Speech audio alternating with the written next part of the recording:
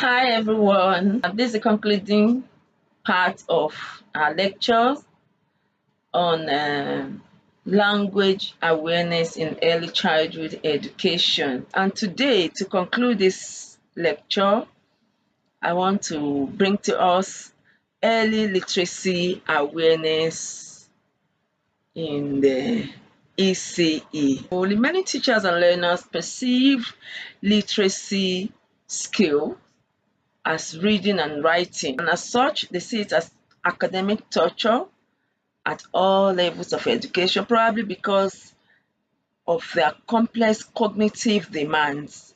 Teachers in particular usually encounter challenges that are associated to literacy development and the creation of literacy awareness in English learners. Teachers' task of teaching early childhood learners is compounded partly because of the complexity of learning to read and write in a language one does not understand. So that is when you begin to expose your students to your pupils to other languages. So in early childhood, you should find code-based and meaning-based skills that can be used to teach the awareness for rapid literacy development. So to start with, what is literacy? Traditionally, literacy is defined as the ability to read and write, but in our world of today, it has extended to incorporate the knowledge of computer technology, computer-based knowledge, the use of ICT, the use of technology, the use of apps. So the Internet of Things has to do with literacy. If you are not able to operate your phone, a new phone you just got, a new device you just got, it means you are an illiterate in the use of that particular gadget. So literacy awareness in early childhood education, it's all about being aware of how to communicate and interact with diverse means of communication in our today world, where technology takes over virtually every aspect of life. Shopping, dating, relating with families, you have to make use of technologies. So literacy is not limited to reading and writing. Okay, when we talk about literacy, so this has to be well communicated to the young ones, the early year, preschoolers, because these are the pupils, this is your audience as early childhood educators. So early childhood literacy has far-reaching implications for teaching, learning, and life after school. Early literacy describes the gradual, ongoing process of learning to understand, learning to understand and use language that begins at birth and continues through the early childhood years. So, the early years, that is the early childhood years, which learners are exposed firstly to the use of oral forms of language. The oral forms of the language, which is listening and speaking of language. That means we have 4 skills. So at the initial stage, these are the ones that the child is exposed to. It's at the later year that they move to production of the graphic or the written form of language. So the graphic and the written form, which are reading and writing, at this stage, still at the early years, but they are exposed to graphics, they can see the writings, they can begin to write themselves to form words. So this is what is expected and this is what they are exposed to even at their early years. So in early childhood literacy, there is a symbiotic relationship between the oral forms and graphic forms of language.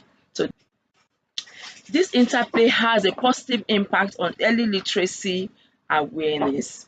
Okay, so I move quickly to the skills needed for language and literacy in early childhood.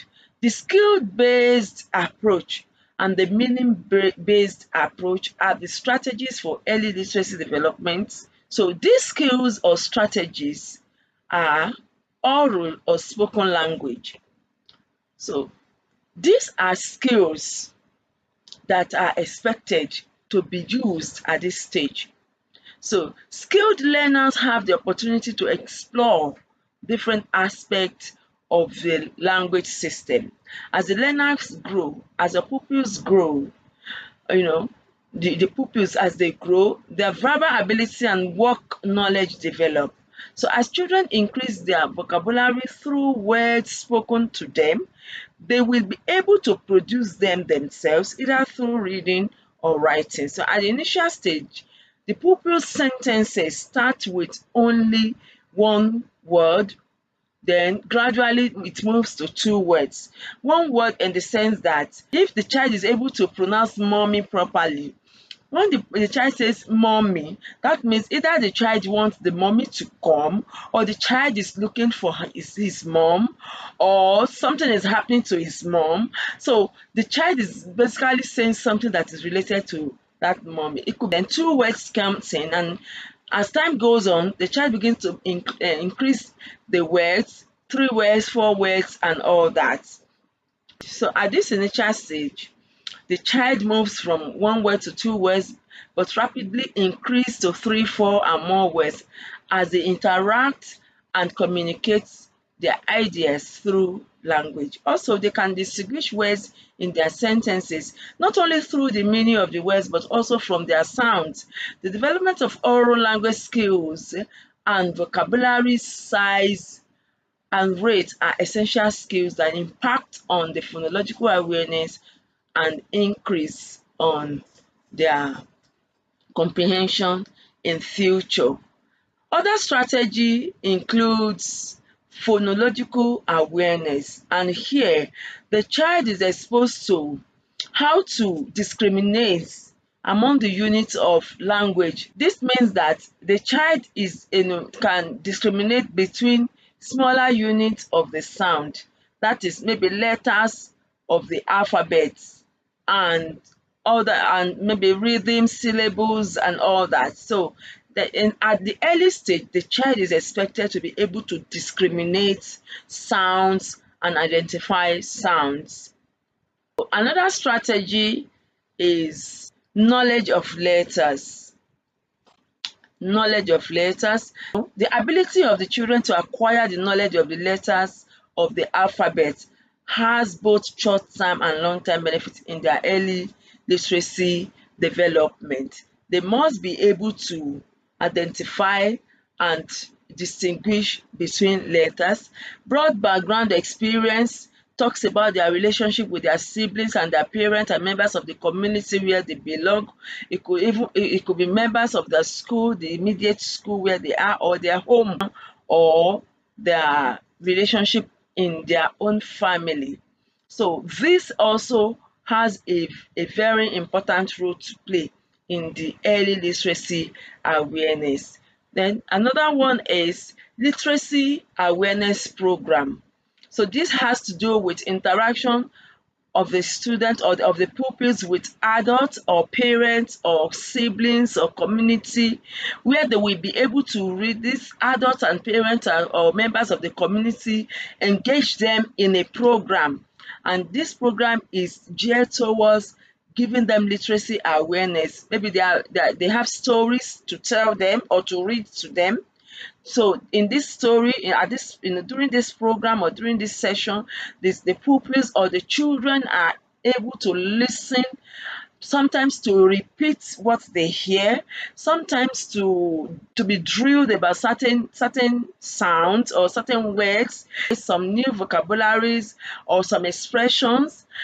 The pupils or the children are also encouraged to recite certain lines or to also dramatize, a part of the story they are being told.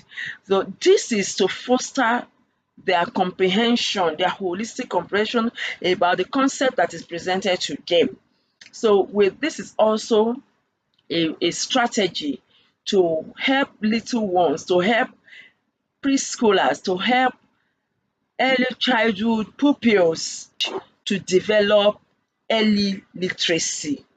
Because once this is developed in each of these skills that is being developed, activities are integrated into the pupils in a meaningful manner, such that it will go a long way to increase more awareness about the concepts that is presented to them and the use of language that is being adopted.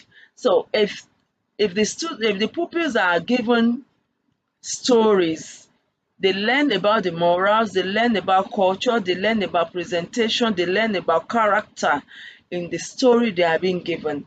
And the more they are invited to participate in the content and the context of the story, the better for them to relate freely with their immediate environment. So on this note, I just want to encourage you to go through the notes you have with you, and when we meet again, I will take your questions and we would have a general revision on all what we have done on this course.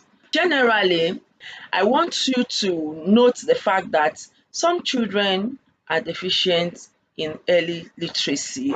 So many things that they ought to be exposed to, they lack them. And as educator, as the early childhood educator, you are to provide an enabling environment for them to catch up with their counterparts in the classroom. By so doing, you will be discharging your duty as an early childhood educator efficiently. So I draw the curtain here, and I hope that you find this video useful. And if you have any question or any clarification, feel free to get in touch or to drop a comment in the comment section of this video. I will definitely revisit and respond to your concerns. Bye for now.